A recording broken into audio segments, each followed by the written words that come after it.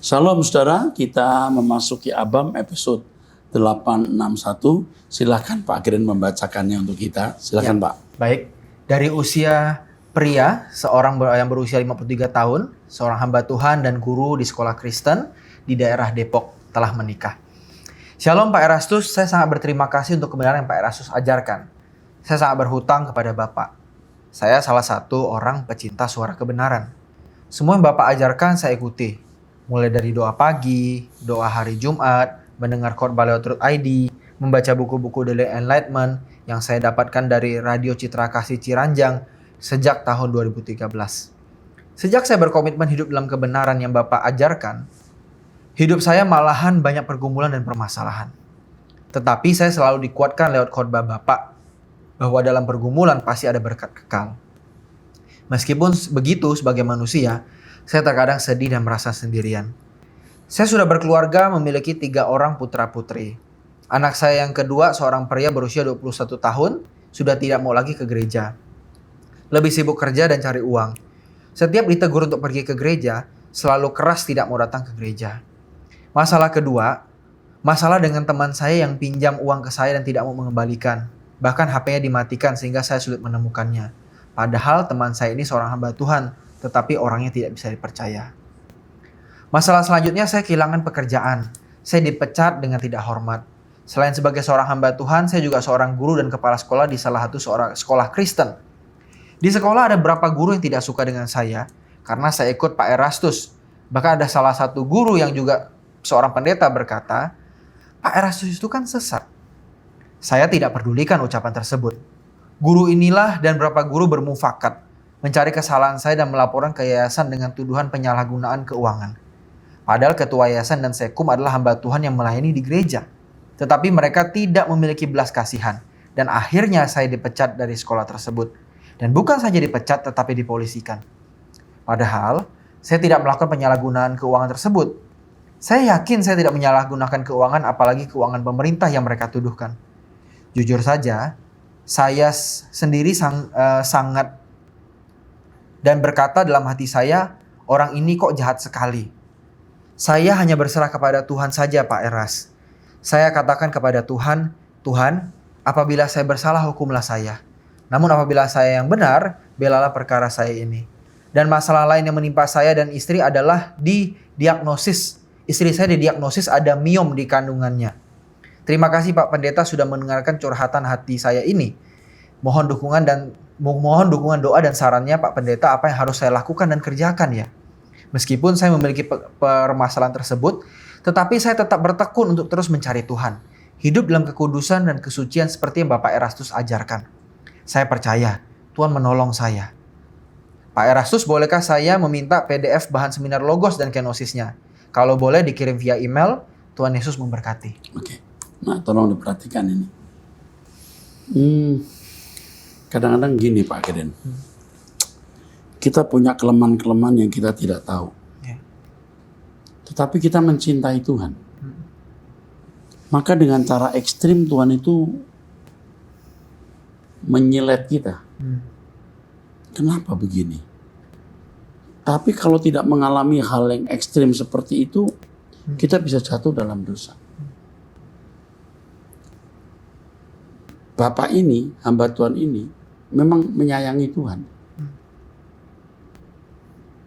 Tuhan menyempurnakan dalam kondisi yang begitu rumitnya. Disempurnakan tanpa disadari, tanpa Bapak menyadarinya.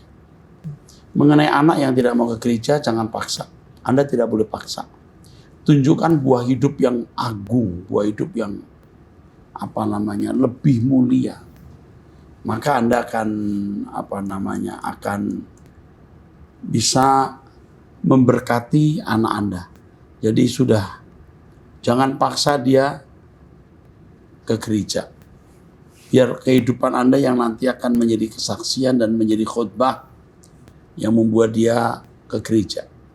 Mengenai teman yang meminjam uang itu, yang HP-nya di-cut, jangan ditagih lagi. You tagih juga percuma. Tuhan akan menggantikan berlipat kali ganda. Percaya itu. Lalu mengenai pekerjaan yang Anda dipecat, Kadang-kadang Anda jujur, tapi Anda punya manajemen berantakan. Anda tidak mencuri, tetapi bisa ada bukti pencurian atau bukti penyalahgunaan. Karena mismanagement. Saran saya nggak usah dilawan. Tapi kalau Anda membutuhkan bantuan hukum, karena Anda tidak mampu bayar pengacara, yuk kirim kami dampingi secara hukum. Oke? Ini kembali ya, orang mengatain saya sesat ya, padahal mereka tidak belajar. Saya sering berkata gini Pak Green. Ada gereja mana yang benar ya kita mau belajar? Ada pendeta mana ya yang benar kita jadi mentor? Tapi hari ini hampir kita tidak menemukan. Jadi kalau kita dimusuhi, saya nggak heran. Kalau kita berjalan dalam kebenaran, orang yang tidak benar memusuhi kita. Jadi kalau banyak orang memusuhi kita, saya cuma berkata begini, coba periksa orang yang memusuhi saya ini. Kalau dia punya kebaikan, saya belajar kebaikan dari dia. Kalau dia punya Roh Kudus, dia punya nurani, dia akan tahu manusia macam apa saya. Tapi saudara sudah menjadi bagian hidup kami. Orang kami akan menghubungi nanti, ya. Sekali lagi, jangan lawan. Kamu dipecat, sudah diam aja, nggak usah perkarakan ke polisi. Tapi kalau kamu membutuhkan bantuan hukum, kami akan mendampingi Anda. Saya kasih tahu kalimat terakhir. Orang yang menyakiti Anda, menganiaya Anda, kalau Anda benar, dia akan berurusan dengan Tuhan. Dan itu mengerikan. Oke, teruskan. Baik. Dari seorang pemuda, pria, berusia 19 tahun, seorang web developer. Shalom Pak Eras, saya mohon izin bertanya. Apakah kita masuk dalam nihilisme karena Alkitab mengajarkan kekosongan hidup? Terima kasih. Nihilisme itu artinya tidak percaya Allah itu ada. Bahwa ada Allah, ada dewa-dewa. Tidak percaya adanya Allah atau apa yang bersifat ilahi, itu nihilisme. Alkitab membawa kita kepada kebenaran, bukan nihilisme. Tidak punya kesenangan bukan berarti lalu kita ngeblank. Tapi kita menyerap keinginan, kehendak, rencana Allah dalam hidup kita. Jadi kita nggak pernah blank. Hidup jiwa kita menjadi wadah rencana dan kehendak Allah. Amin. Teruskan Pak. Selanjutnya dari seorang wanita 46 tahun, single dan bekerja sebagai seorang karyawan. Saya punya adik laki-laki berusia 43 tahun yang sudah menikah dengan wanita yang tidak seiman dan mempunyai 2 anak berusia 9 tahun dan 7 tahun. Kami tinggal dalam satu rumah di rumah orang tua saya. Beberapa waktu itu adik ipar saya ini terlibat pinjaman online yang jika dijumlahkan totalnya mencapai ratusan juta. Sehingga akhirnya kesulitan membayar. Adik ipar meminta maaf kepada kami karena akan ada debt collector yang akan datang ke rumah. Karena pinjol ini, keuangan rumah tangga adik saya jadi kacau. Adik saya merasa frustasi sampai akhirnya dia justru berselingkuh dengan seorang wanita Kristen. Sampai sudah jauh hubungannya. Hal ini diketahui oleh adik ipar saya sehingga terjadi pertengkaran. Dan di depan kami sekeluarga, adik saya mengakui. Adik ipar saya ingin bercerai saat peristiwa pinjol tersebut. Belum ada perselingkuhan. Tetapi adik saya tidak mau karena alasan anak. Dan adik saya tidak menikah secara Kristen. Setelah saya dan orang tua berbicara, kami melihat ada hal-hal di luar nalar dengan adik saya ini. Karena adik ipar saya sering dibawa ke dukun dan sejenisnya sewaktu dia kecil. Menurut cerita adik saya beberapa tahun lalu. Dan adik saya akan berubah seperti tidak terjadi apa-apa. Seperti ada roh penundukan, tidak bisa tegas dan mengambil keputusan. Dan setiap saat selesai bicara dengan adik ipar saya, saat ini perselingkuhan adik saya ini menjadi senjata bumerang untuk rumah tangganya. Dengan intimidasi istri dan ternyata pinjolnya belum lunas. Istrinya sering meminta uang tiba-tiba dengan jumlah yang menurut saya tidak sedikit. Apa yang harus kami lakukan Pak Eras? Kami berjemaat di GSK Rehoboth Kelapa Gading. Terima kasih. Ini berat. Harus dilayani khusus. Pernik-perniknya banyak ya. Ini nggak bisa dijawab dalam satu kalimat, nggak akan menyelesaikan. Kalau dikatakan di sini bahwa seperti diguna-guna, nurut, nunduk, mungkin bukan karena guna-guna, memang adik ini memang bersalah, ya. Jadi tidak berdaya. Lalu kalau sampai cerai dan terbukti bahwa adik Anda ini selingkuh, dia kehilangan anak. Dan anaknya bisa masuk agama lain. Jadi jalan yang dilakukan adalah pinjolnya diselesaikan dengan cara mengangsur. Di reschedule, restrukturisasi, rescheduling untuk pembayaran per bulan 15 selama sekian puluh tahun. Itu diselesaikan dulu. Pakai cara itu. Tapi jangan sampai dialihkan. Tetap hutang itu hutang si adik ipar perempuan ini. Yang saya tanyakan tuh untuk apa uang segitu gede? Kalau uang itu untuk kebutuhan keluarga karena adik Anda tidak kerja dengan baik, ya tanggung jawab keluarga besar. Jadi utang pinjol ini karena siapa? Harus dipertanyakan dulu kenapa sampai utang sebanyak itu. Kalau memang karena untuk kebutuhan keluarga, uang sekolah anak, ya anaknya 2 ya. Ya itu kan harus dipikul bersama. Bisa diselesaikan. Tapi menurut saya jangan cerai.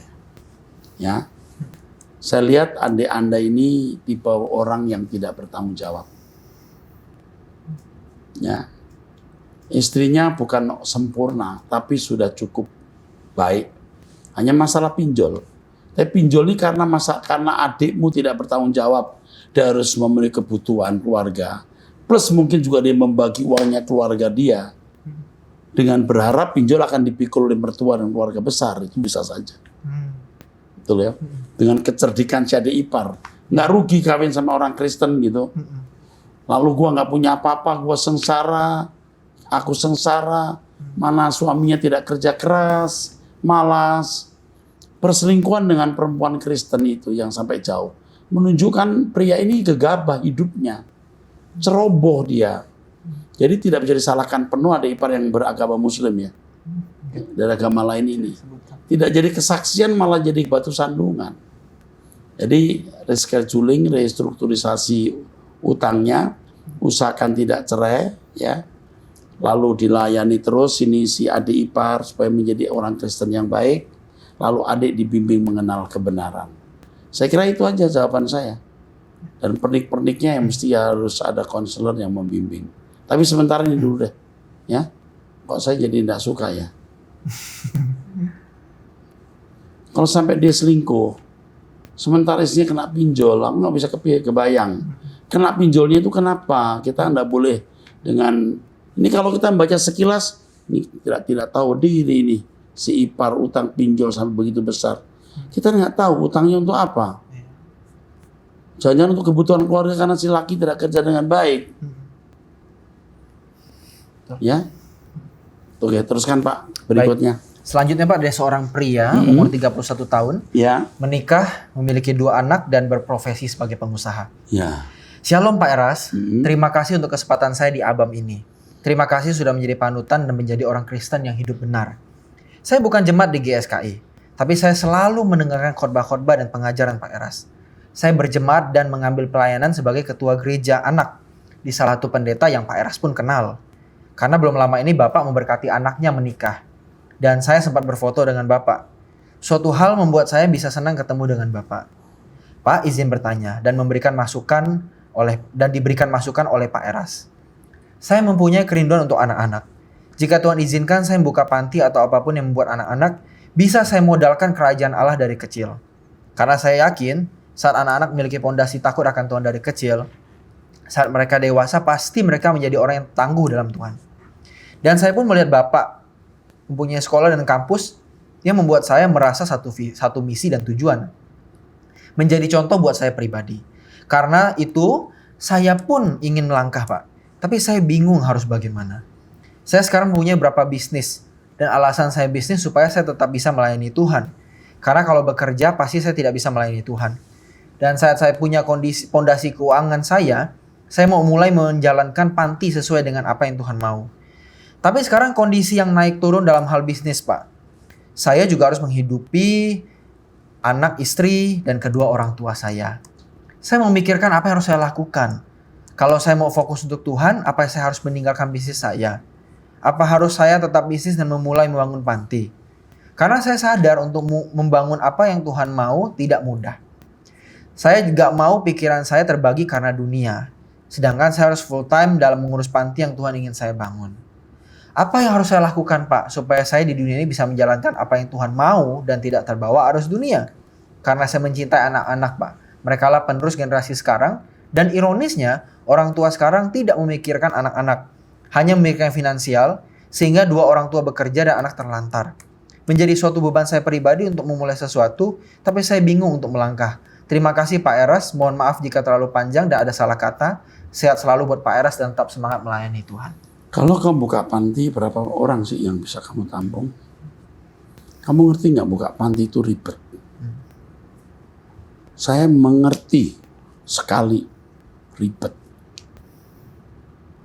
Kamu harus punya orang kepercayaan yang di situ, ngurusin mereka makan, sekolah, belum kalau itu anak kecil, jaminan sosial, izin, itu semua bukan sederhana.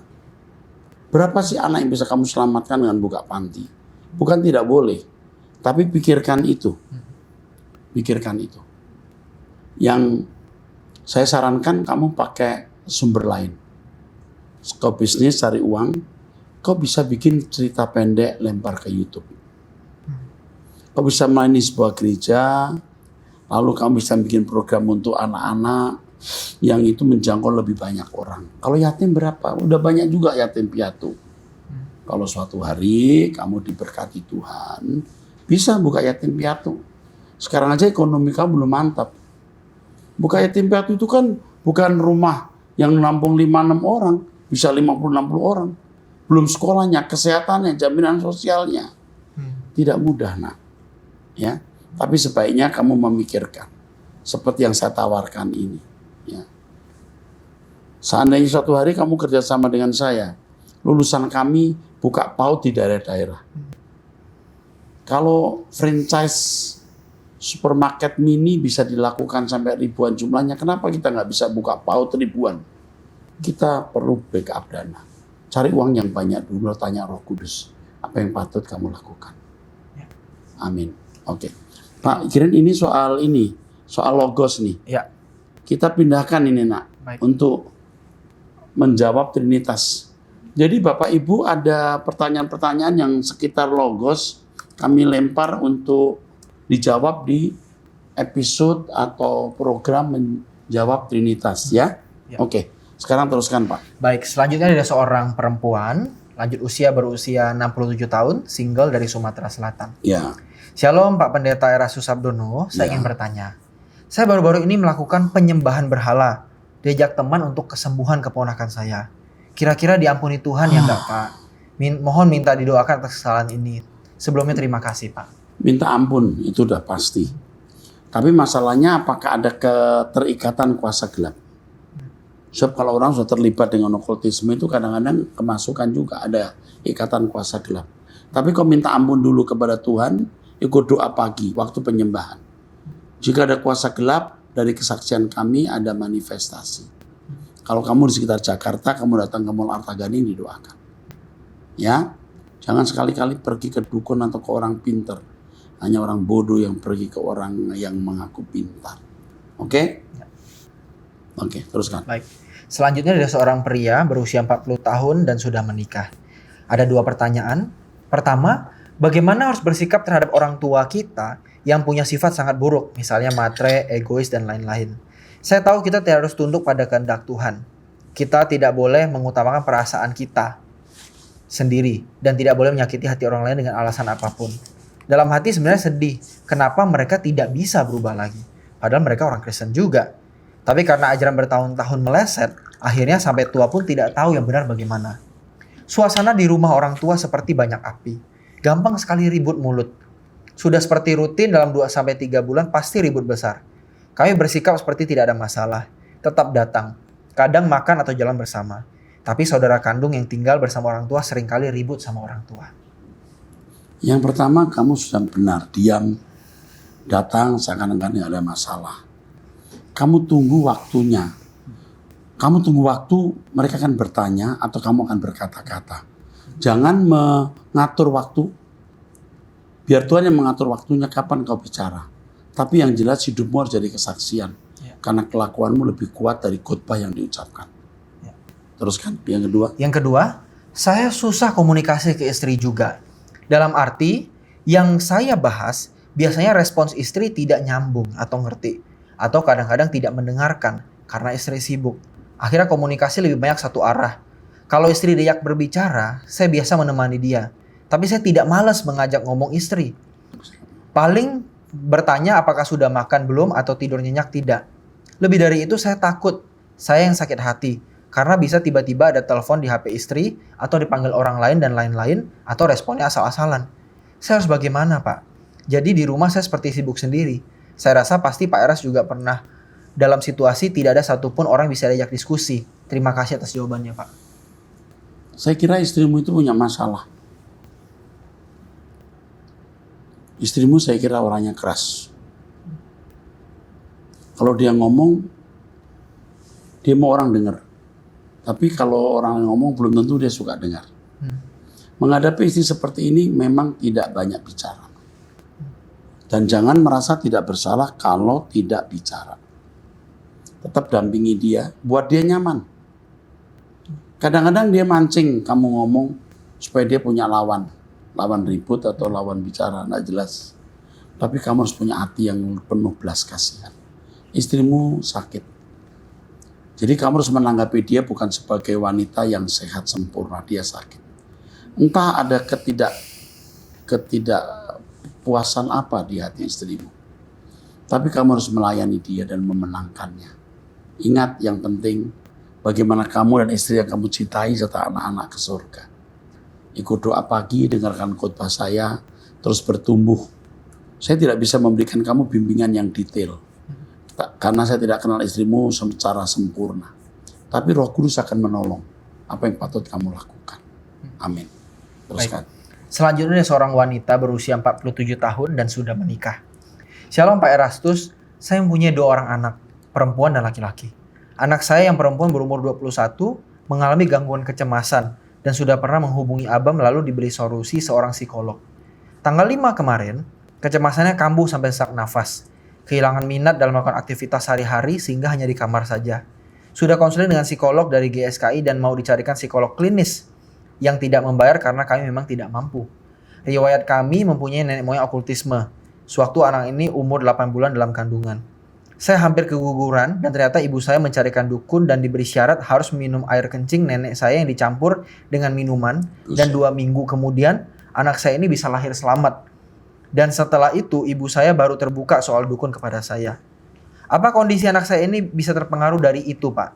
Karena anak saya ini juga bisa melihat hal yang tak kasat mata dan mendengar suara-suara aneh seperti pintu kamar atau jendela diketuk. Padahal tidak ada siapa-siapa. Cobalah, ini mesti didoakan. Terus? Saya mohon solusinya, Pak. Apakah anak saya perlu pelepasan? Apakah di Solo ada GSKI, Pak? Sebelumnya saya ucap terima kasih. Tuhan memberkati. Di Solo bukan Pak Yohanes didoakan. Harus dihubungkan ya, ingat ya. Dikontrol apakah betul-betul sudah dikunjungi. Sebab kalau kita dikasih tahu lalu pendeta nggak mengunjungi kan yang rusak saya. Ya, ini harus didoakan. Rasanya ada unsur okultisme di sini. Ya. Oke, teruskan. Baik, selanjutnya masih dari seorang wanita berusia 41 tahun menikah dengan 3 orang anak di Papua Barat. Shalom Bapak Pendeta, saya ingin bertanya dalam kitab Kejadian 11 ayat 31. Di sini tertulis Terah ayah Abraham dengan membawa keluarganya termasuk Abram sendiri berangkat dari Ur Kasdim untuk pergi ke tanah Kanaan. Lalu sampailah mereka ke Haran. Apakah Haran itu masih satu wilayah dengan Ur Kasdim, Pak Pendeta? Selama ini setahu saya Abram yang dipanggil keluar dari Ur Kasdim menuju tanah Kanaan. Walaupun Terah ayah Abram atau Abram atau yang kemudian Allah Yahweh mengganti namanya menjadi Abraham, kedua-duanya mati tanpa melihat negeri Kanaan itu. Terima kasih jawabannya Pak Pendeta, Tuhan memberkati. Jadi kalau orang tuanya dibawa ke Haran, itu bukan berarti dia tidak balik ke Ur Kasdim, bisa balik. Ya. Tapi Tuhan memerintahkan Abram tidak boleh balik ke Ur Kasdim. Dia harus keluar dari Ur Kasdim ke negeri yang Tuhan akan tunjukkan. Jelas ya? Oke. Jadi dikatakan Abram keluar dari Ur Kasdim karena dia langsung mendapat perintah dari Tuhan. Ya. Oke, baik. Ya, terus. Selanjutnya seorang pria 52 tahun sudah menikah dan berjemaat di GSKI MAG. Shalom Pak Erastus dan tim. Sejak awal pandemi saya sekeluarga mengikuti khotbah-khotbah Bapak dan menjadi jemaat GSKI MAG. Saya, istri dan anak-anak selalu mengikuti khotbah-khotbah Bapak. Doa pagi online onsite kami ikuti sejak 3 tahun lalu. Doa malam dan ibadah raya 2, doa puasa, doa pribadi dan juga Abam. Hidup kudus tak bercacat celah sedang kami jalani. Hanya mungkin level kudus yang saat ini kami baru dapat pahami belum setinggi level Bapak dan tim. Begini Pak, kami ini belum bisa memaknai sepenuhnya apa yang sering Bapak ucapkan bahwa Tuhanlah satu-satunya kebahagiaan. Kami masih bergumul di level-level kebutuhan yang mendesak. Saya kira ini juga dialami oleh banyak jemaat saat ini. Sehingga pikiran hati kami condong untuk mengatasi hal ini dan belum bisa menjangkau Tuhanlah bahagiaku. Hal-hal kebutuhan seolah-olah terlalu nyata, sedangkan Tuhan harus diimani. Kebutuhan-kebutuhan kami maksud tentulah bukan rumah atau mobil mewah, yacht yang amazing, melainkan kebutuhan-kebutuhan yang cukup dasar dan membumi saja, bisa untuk membantu sanak keluarga yang butuh mendukung pekerjaan Tuhan. Sama sekali bukan untuk nyaman dan betah tinggal di bumi ini. Itu sudah cukup. Dia sudah tidak menjadikan Tuhan. Itu sudah cukup. Ya. Jadi kita butuh ini, butuh itu harus dicari. Betul. Tapi kita dapat berapapun bahagia. Ya. Nggak dapat pun bahagia. Mobil harga 1 miliar bahagia. 600 juta bahagia. Mobil bekas harga 100 juta pun bahagia. Mobil tua rongsok 60 juta pun bahagia. Dan naik mobil, naik motor pun bahagia. Jadi tidak ada target. Ya. Itu menjadikan Tuhan kebahagiaan sebenarnya. Oke. Di ABAM, kami sering dengar bahwa justru hal-hal tersebut, kebutuhan atau masalah dan lain-lain, itu akan membawa kita mencari Tuhan lebih lagi dan mengarahkan kita ke LB3. Amin. Kalau tidak ada masalah, kita malah bisa lepas dari tujuan LB3 tersebut. Sedangkan dalam pemaknaan kami saat ini, justru kebutuhan-kebutuhan harus dipenuhi yang jadi masalah hari ini. Hal ini malah memecah konsentrasi kami. Sebenarnya mengganggu kami. tidak. Yang penting bisa dilewati. Ada puji Tuhan, nggak ada ya pakai yang ada. Jadi tidak ada target untuk pemenuhan kebutuhan jasmani. Jelas nggak ya? Jelas. Oke. Terus? Baik. Selanjutnya dari seorang wanita yang menikah, tidak disebutkan Oke, usianya. sebentar Pak Glenn. Ya. Artinya kita tetap harus kerja memenuhi kebutuhan tapi tidak ada target. Berapapun kita syukuri. Betul. Kalau punya lebih kita bagi ke orang, kalau belum punya ya nggak usah bagi dulu. Yang penting bisa menjalani hidup dengan keluarga. Jangan merasa kurang bahagia dengan fasilitas yang minim. Itu maksudnya. Teruskan. Oke, baik. Shalom Pak Pendeta, saya ingin bertanya, jika suami saya melakukan perbuatan zina atau melakukan pelecehan terhadap ponakan saya di tempat tidur yang kami setiap malam tidur, dan suami saya melakukan itu di dekat anak perempuannya yang masih 1 tahun, maaf Pak Pendeta, saya bingung harus bagaimana. Saya sudah terlanjur memberitahukan perbuatan suami saya ke ibunya, kakak saya sendiri, karena menurut saya itu cukup menyakitkan untuk seorang ibu. Tapi pada akhirnya saya disuruh cerai sama kakak saya karena perbuatan suami saya yang takutnya nggak bakal berubah. Tapi hati saya tidak ingin pisah. Saya juga lagi mengandung anak yang kedua, lagi berlangsung 6 bulan. Saya tidak ingin anak saya nanti dibully teman-temannya karena orang tuanya cerai. Dan karena saya tidak memilih bercerai, kakak saya tidak lagi menganggap saya sebagai adiknya. Orang tua saya juga tahu masalah ini. Tapi orang tua saya lebih memilih saya, karena juga saya tinggal sama mama saya. Kakak saya nyuruh mama saya untuk mengusir keluarga kecil saya. Tapi mama saya tidak mau. Karena memikirkan anak di dalam perut saya yang masih dan anaknya yang masih setahun. Akhirnya kakak saya marah sama mama saya karena berpikir tidak menyayangi cucu atau anak dari dia yang udah dilecehkan sama suami saya, Pak Pendeta. Saya tidak membela siapapun. Saya tidak membela suami saya. Kalau saya membela suami saya tidak bakal bilang ke dia masalah ini. Saya sudah berapa hari ini susah tidur, nangis-nangis, tidak nafsu makan, marah ke suami saya. Dulu juga suami saya waktu saya hamil anak pertama saya, dia juga nonton film porno di tempat kerjanya dan mengeluarkan punyanya. Tapi ketahuan sama saya karena cermin kaca yang memantul. Sebentar. Suamimu itu sakit. Sakit dalam kelemahan seks. Seberapa sih ponakannya dilecehkan? Ya. Mestinya kamu gak usah cerita. Itu kamu salah, kamu ceroboh. Kamu ceroboh. Kamu juga tidak dewasa. Mestinya kamu gak usah cerita. Tapi kamu tegur suamimu. Dan kamu bisa mengancam, kalau kamu lakukan ini lagi, saya akan bilang kakak saya. Tapi kamu belum mengancam kali ya, langsung ini salah ini. Suamimu masih bisa baik. Karena dia juga tidak ingin berkeadaan seperti itu. Kalau gen dia tuh gen buruk, ya mau tidak mau dia harus berperang dan kamu harus mendampingi dia. Nah kakak kamu itu menurut saya tidak takut Tuhan. Dia semena-mena dia. Nanti susah hari tuanya dengan karakter itu. Saya mendukung papa mamamu yang tetap melestarikan keluarga kamu. Kamu harus tetap dengan suami ini dan menjaga anak-anakmu. Jangan cerai. Ampuni suamimu. Dan bimbing dia untuk tidak melakukan hal yang sama dengan siapapun. Terus. Ya. Hal yang senonoh begitu dia juga pernah lakukan di depan mata saya waktu saya dan dia baru menikah. Kalau dibilang hancur, hancur sekali hati saya Pak Pendeta. Sakit sekali hati saya. Berkali-kali dia menyakiti saya, berkali-kali saya memaafkan dia. Padahal dulu saya juga sudah bercerita kisah saya yang dilecehkan juga waktu kecil dengan om saya, tetangga saya, bapak udah saya, dan teman kerja saya. Dia mendengarkannya. Tapi kenapa dia melakukan itu dengan ponakan saya yang masih 2 tahun? Saya tidak pernah melakukan pelukan, saya tidak pernah ciuman selama saya pacaran dengan siapapun. Saya menjaga diri saya untuk suami saya kelak. Tapi kenapa jadinya seperti ini? Suami saya sudah minta maaf ke saya, tapi saya bingung harus bagaimana. Apa sebenarnya bukan jodoh saya Pak Pendeta? Enggak, dia tetap jodohmu. Kamu sudah memilih.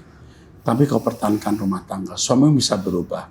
Kalau suamimu bersedia, kalau bersedia kami akan bimbing, akan menjadi mentornya. Terus cukup. Sudah cukup Pak. Ya, kami akan jadi mentor ya. Ini yang terakhir Pak Glenn. Ya. Pria. Terakhir pria berusia 50 tahun belum menikah di Kelapa Gading, Jakarta. Pak, mohon doa agar usaha dipulihkan dan ramai kembali. Kerja keras. Tuhan pasti akan pulihkan dengan caranya. Tuhan akan menjawab. Ikut doa pagi, datang ke gereja karena rumahmu di Kelapa Gading. Kamu akan mendapat jawaban. Sampai di sini saudara perjumpaan kita. Sampai jumpa di Abam di episode yang akan datang. Tuhan berkati. Amin.